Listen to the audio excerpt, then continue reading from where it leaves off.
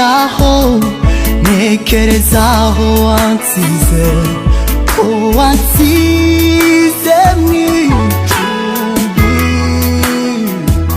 wasize uvuze kugiye kuneguriraho kuzaba mu munezero mwinshi.